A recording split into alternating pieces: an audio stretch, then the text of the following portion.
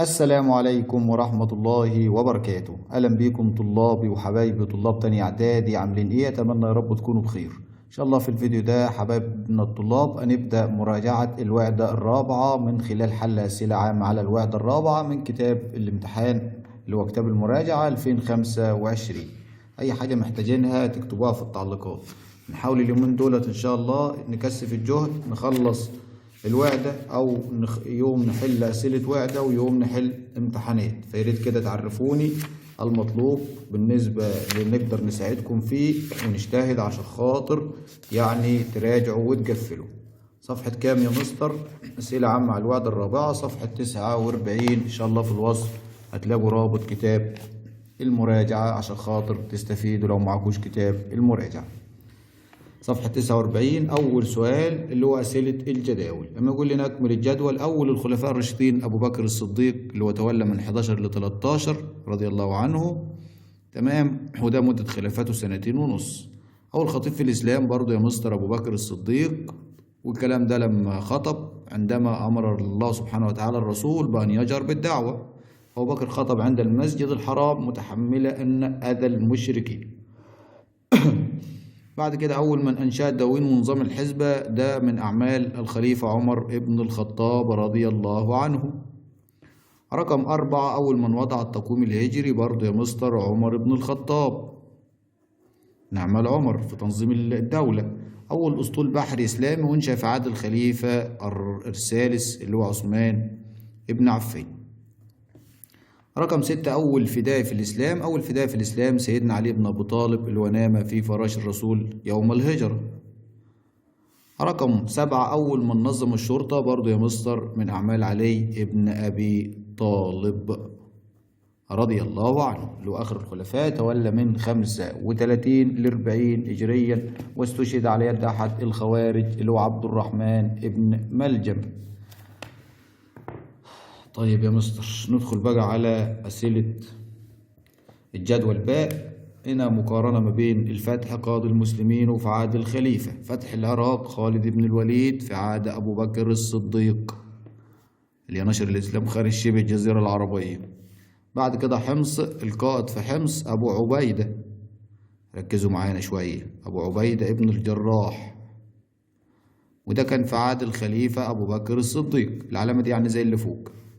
بعد كده يزيد بن أبو سفيان ده الفتح دمشق، تمام، وكان في عهد أبو بكر.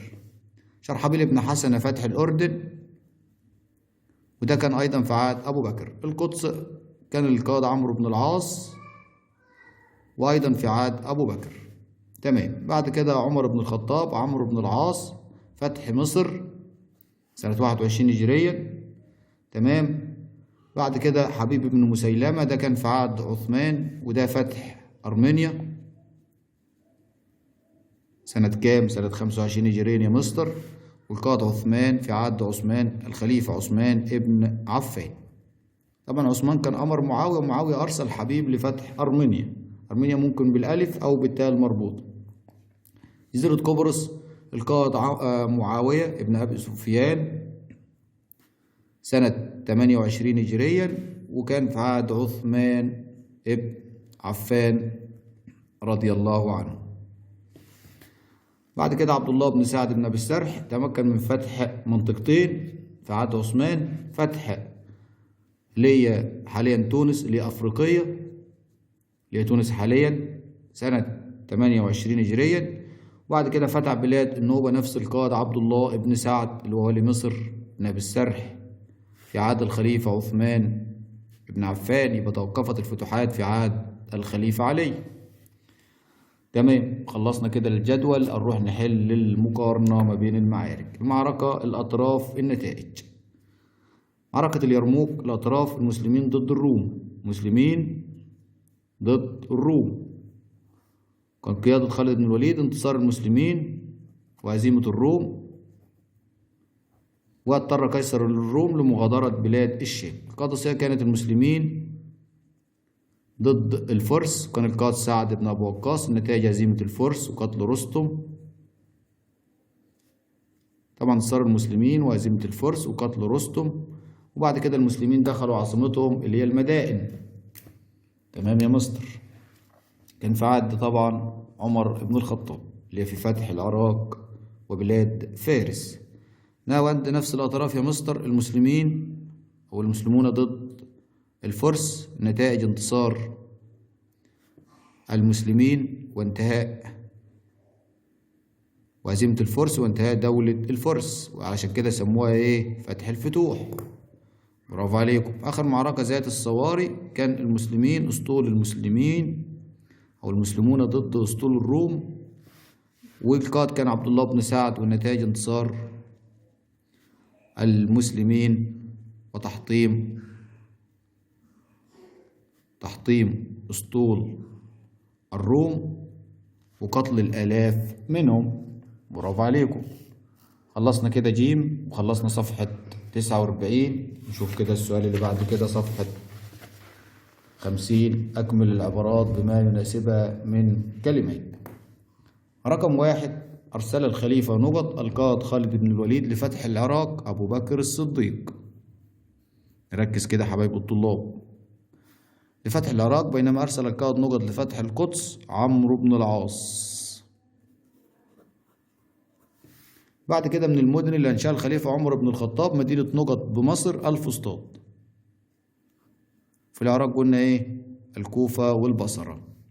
كان نقط قائد المسلمين في القادسية، تذكرت يا مستر، سعد ابن أبي وقاص. طب قائد الفرس رستم.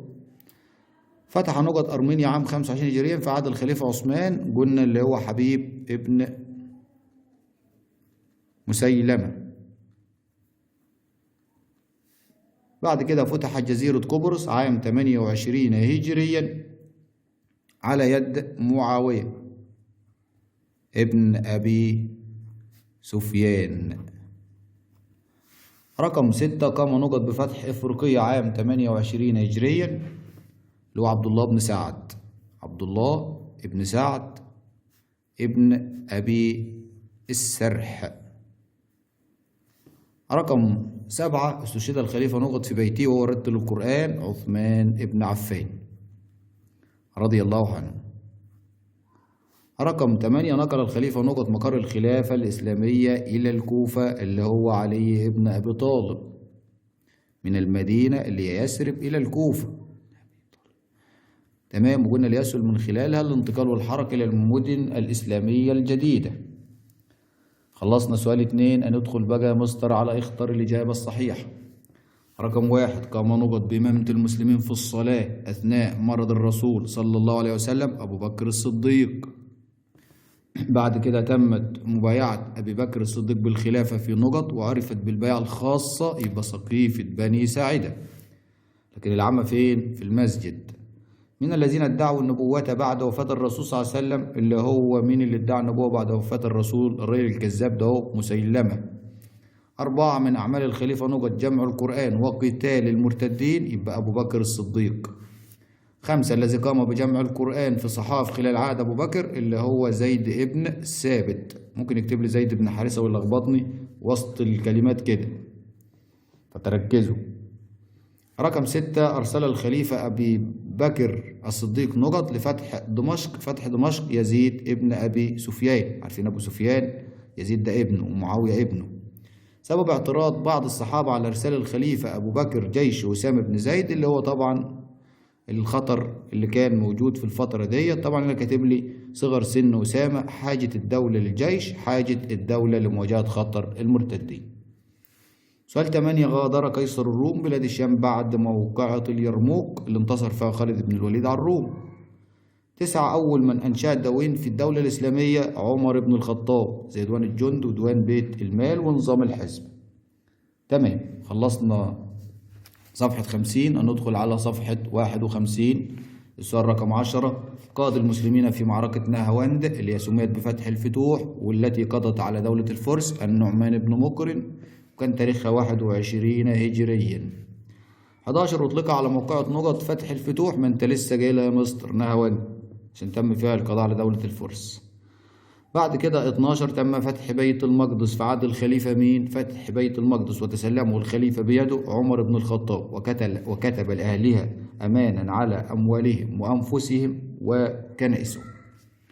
13 المدينة التي حاصرها عمرو بن العاص وبقي بها شهرا كاملا بعد استسلامها ينتظر الامدادات من الخليفة هي مدينة بلبيس.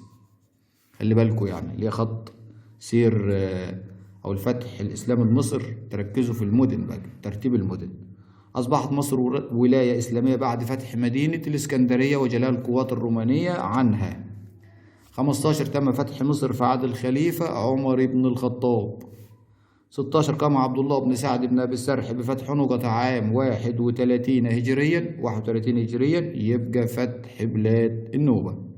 تمام. في منطقة تانية فتحها اللي هي أفريقية عام 28 هجرية، يبقى اتجه الأول غربا وبعد كده اتجه جنوبا، عشان النوبة دي جنوبا وأفريقيا دي غربا. خلي بالكم من الحتة دي. 17 قاد فتح مصر وأمن الأقباط على أنفسهم عمرو بن العاص. 18 استشهد الخليفة نقط على يد أبو لؤلؤ المجوسي اللي هو عمر بن الخطاب رضي الله عنه. 19 شارك عثمان بن عفان رضي الله عنه والرسول صلى الله عليه وسلم في كل غزواته ما عدا غزوة بدر بسبب مرض زوجته، فجلس بجوارها بأمر من الرسول صلى الله عليه وسلم. ده سؤال كام؟ 19. 20 أمر الخليفة نقط بكتابة القرآن في مصحف واحد يبقى عثمان، لأن في بكر جمع القرآن في صحائف. بعد كده 21 تم فتح جزيرة قبرص عام 28 هجريا في عهد الخليفة عثمان، وقف هجمات الروم على سواحل مصر والشام. بعد كده وصلت حدود الدولة الإسلامية في عهد الخليفة عثمان بن عفان غربا إلى إفريقيا اللي هي تونس حاليا. آخر سؤال. أثار نقط الفتنة بين المسلمين في نهاية عهد عثمان بن عفان الرجل اليهودي اللي كان أسلم وحاقدا على الإسلام عبد الله بن سبأ. تمام يا مستر، خلصنا 51. بسرعة كده ندخل على صفحة 52 السؤال 24. اختر الإجابة. من أعمال الخليفة عثمان بن عفان محاربة المرتدين، ده أعمال أبو بكر. إنشاء الدواوين عمر. إنشاء الأسطول يا مستر، إنشاء البحرية يعني. تصدى المسلمون لأسطول الروم ودمروه في معركة ذات الصواري سنة 34 هجرية. بعد كده ولد علي بن أبي طالب في مدينة مكة. مفروض يعني الخلفاء الأربعة أساسا كلهم من مكة، من المهاجرين يعني، لكن احنا ما عليناش غير علي اللي هو يكتب لي التفاصيل بتاعته يعني. ولد في مكة. شارك علي بن أبي طالب الرسول صلى الله عليه وسلم في كل غزواته ما عدا غزوة تبوك، لأن الرسول استخلفه على أهل المدينة لما كان راح يحارب الروم. بعد كده أعلن الرسول صلى الله عليه وسلم حب الله ورسوله إلى علي في غزوة خيبر لما كان راح يحارب يهود خيبر. تزوج علي بن أبي طالب من السيدة فاطمة بنت الرسول صلى الله عليه وسلم. رقم 30 اختار علي بن أبي طالب مدينة نقط لتكون مقرا للخلافة الكوفة اللي هي في العراق، يبقى استفاد بالمنشآت اللي أنشأها عمر. بعد كده قام الخليفة نقط بتنظيم الشرطة علي بن أبي طالب. برافو عليكم. يلا نحل صح وغلط، ركزوا. أول سؤال، اتبع المسلمون نظام الوراثة في اختيار الخلفاء. غلط، نظام الشورى ليقوم على الترشيح والانتخاب. اتفق المسلمون بعد وفاة الرسول صلى الله عليه وسلم على أن تكون الخلافة من الأنصار. غلط، من المهاجرين. 3 تمت مبايعة أبو بكر الصديق بالخلافة في سقيفة بني ساعدة وعرفت بالبيعة العامة. غلط، بالبيعة الخاصة. 4 أول عمل قام به أبو بكر الصديق عند توليه الخلافة هو محاربة المرتدين. غلط، إرسال جيش أسامة بن زيد. 5 اتجه أبو بكر الصديق لنشر الإسلام خارج شبه الجزيرة قبل حرب المرتدين. غلط، بعد ما استقرت الدولة يعني. 6 كلف أبو بكر الصديق زيد بن ثابت بجمع القرآن. صواب. ممكن يقول لك بكتابة القرآن في مصحف واحد. غلط، بجمع القرآن. أعلن عمر بن الخطاب إسلامي في دار الأرقم. صواب، للسنة الخامسة من البعثة. 8 الخوارج هم الذين خرجوا عن الإسلام بعد وفاة الرسول صلى الله عليه وسلم. غلط، دول المرتدين. الخوارج دول فئة من جيش علي. لقب الرسول صلى الله عليه وسلم عمر بن الخطاب بالفاروق. صواب، لأنه فرق بين الحق والباطل. 10 من الدواوين التي أنشأها الخليفة عمر بن الخطاب ديواني الجند وبيت المال. صواب. بعد كده اتخذ الخليفة عمر بن الخطاب من هجرة الرسول صلى الله عليه وسلم إلى المدينة بداية للتقويم الهجري. خلي بالكم، من هجرة الرسول صلى الله عليه وسلم إلى المدينة، اللي من مكة إلى المدينة بداية للتقويم الهجري صواب. يبقى اتخذ الخليفة عمر من هجرة الرسول صلى الله عليه وسلم إلى المدينة بداية للتقويم الهجري صواب. يعني بنقراها مرة واتنين أحسن يكون في لعب في الألفاظ. ممكن يقول لي إلى الحبشة أو إلى كذا مثلا، مفيش الحبشة، الرسول ما هاجرش للحبشة، الرسول أمر بعض الصحابة بالهجرة إلى الحبشة. من المدن التي أنشأ عمر بن الخطاب الإسكندرية والمدائن غلط، الكوفة والبصرة والفسطاط. خلصنا يا مستر 52. يلا نكمل 53. تخلص على خير التدريبات دي، مليانة وعايزة ايه، دماغ صاحية. ربنا معانا يا مستر. 13 من نتائج معركة القادسية دخول المسلمين مدينة المدائن عاصمة الروم غلط، مش الروم، عاصمة الفرس. فعلا تركيز يا مستر. قاد خالد بن الوليد جيوش المسلمين في معركة اليرموك صواب، اللي كانت ضد الروم. وافق الخليفة عمر بن الخطاب في البداية على فتح مصر غلط، تردد أو لم يوافق انشغال جيوش المسلمين ومحاربة جيوش الفرس والروم. بعد كده 16 ولد عثمان بن عفان في السنة الخامسة بعد عام الحزن غلط، بعد عام الفيل، يعني بينه وبين الرسول 5 سنين. سام معاوية بن أبي سفيان، طبعا الرسول الأكبر منه ب5 يعني. سام معاوية بن أبي سفيان في بناء الأسطول الإسلامي صواب، هو وعبد الله بن سعد أمرهم الخليفة عثمان. رقم 18 وصلت الفتوحات الإسلامية لبلاد النوبة جنوبا في عهد عثمان، أيوة يا مستر صواب.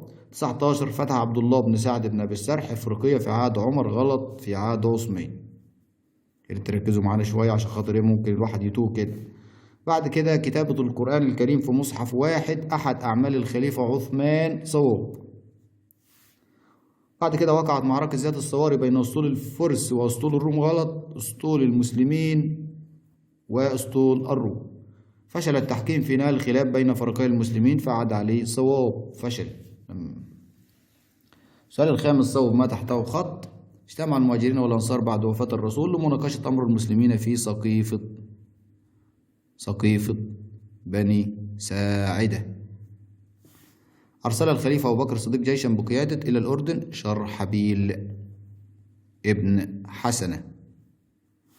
توجه القائد لفتح حمص بشمال بلاد الشام أبو عبيدة ابن الجراح، فعاد أبو بكر. كان هدف عمرو بن العاص من فتح مصر نقط، اللي هو إيه؟ تأمين فتوحات الشام، زي ما قال سيدنا عمر، تكون قوة المسلمين عونا لهم وتأمين لفتوحات الشام. الحزب نظام بدأ في عهد الخليفة عمر بن الخطاب.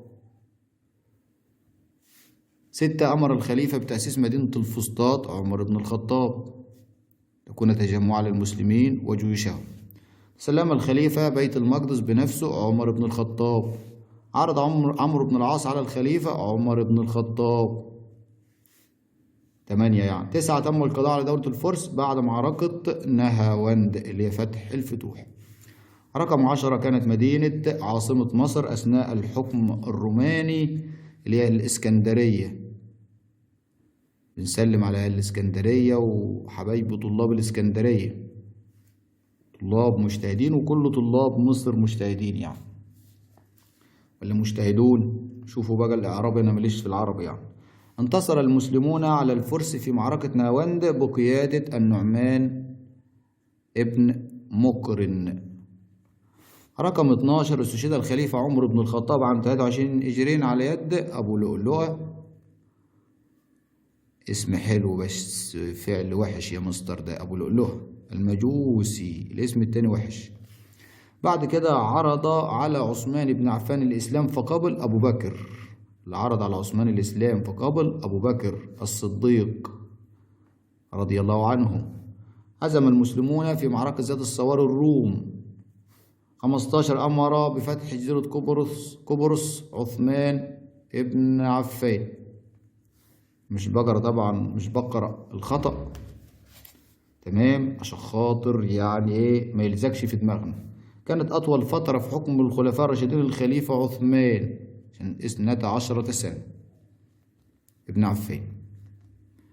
خلصنا 53. صوب. نروح بقى للشخصيات، اللي هو ايه اكتب ما تشير. عايزين نشدها لنا شوية كده عشان ايه نخلص. اكتب ما تشير شكل من أشكال الحكم قرره المسلمون بعد وفاة الرسول، ده تعريف الخلافة.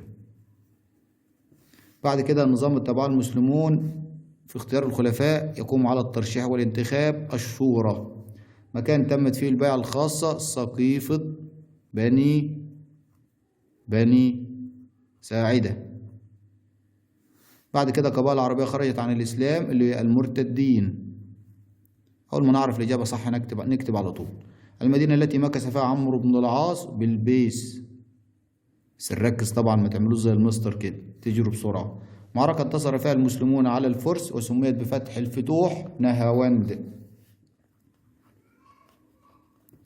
بعد كده غزوة لم يشارك فيها عثمان، بدر.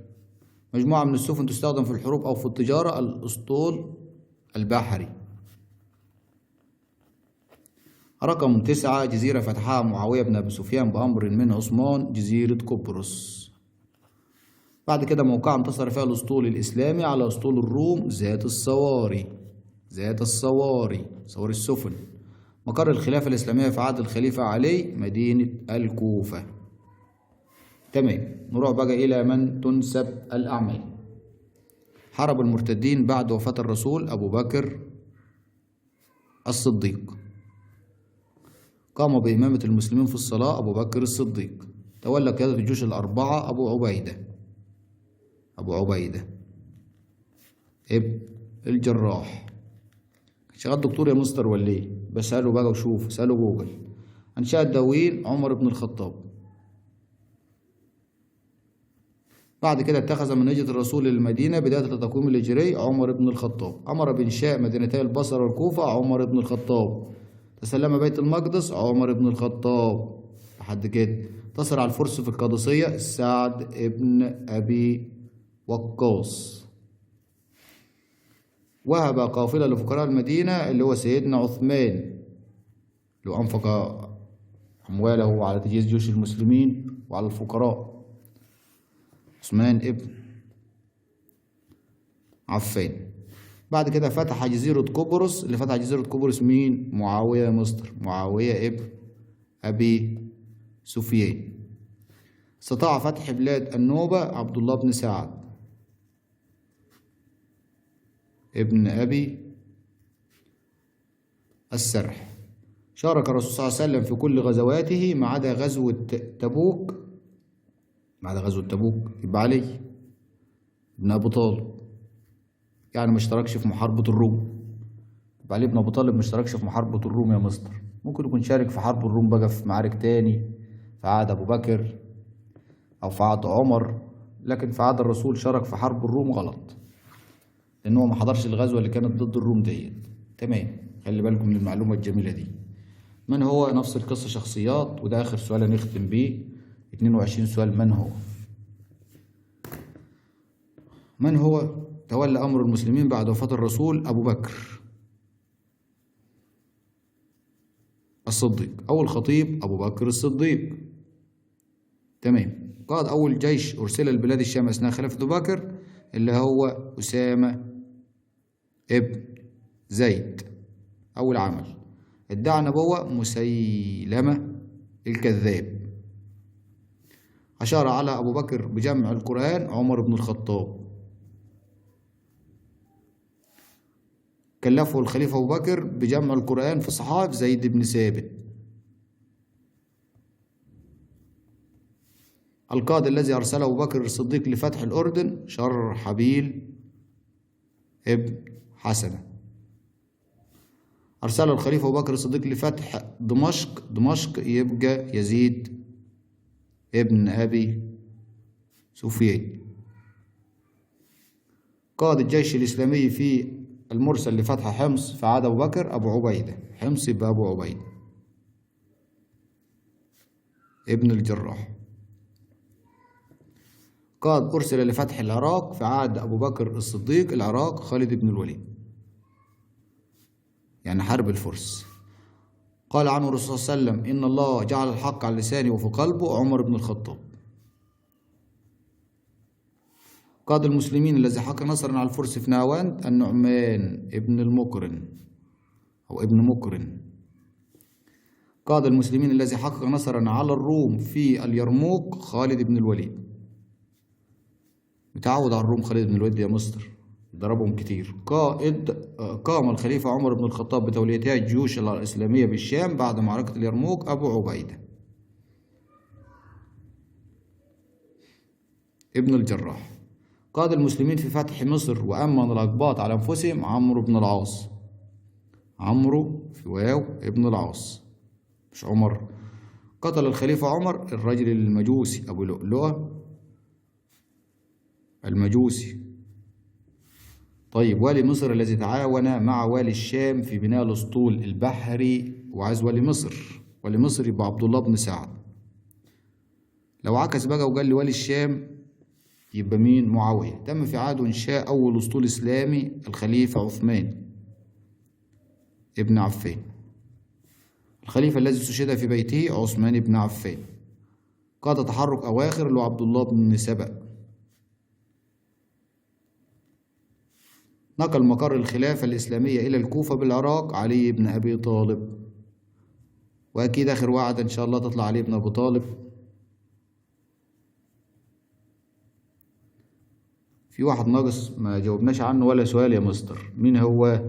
تكتبوه في التعليقات في الشخصيات، يعني فكرونا كده، ما جاوبناش عنه ولا سؤال لحد الآن، يعني مستغرب كده مفيش ولا سؤال جاي عليه. لما ادور يعني احسن يكون انا كاتبه ولا حاجة ومش مركز، مش موجود خالص في أسئلة لا صوب ولا اختر. تمام، ندور كده يا مستر، دور يمكن يكون موجود. ماشي، تبقى تفكروني مين هو الشخص ده اللي احنا ما ذكرناش عنه اي حاجة في من هو والى من تنسب. من هو والى من تنسب. تمام، خلصنا كده الجزء الاول من مراجعة الوحدة الرابعة. طبعا قاعد اسئلة بما تفسر ودلل تاخد مننا وقت، فنحاول ان شاء الله نخليها لجزء اخر، وفي نفس الوقت هنحل لكم امتحانات. تمام، اللي هي نهاية الفصل. فتابعوا كده القناة الفترة القادمة، هنجتهد على قد ما نقدر ونحاول نفيدكم حبايب طلاب تانية اعدادي. ما تنسوناش تعليقاتكم مهمة لنا جدا، ودعواتكم اهم شيء بالنسبة لنا. كان معكم على القناة مستر رضا جمال، والسلام عليكم ورحمة الله وبركاته.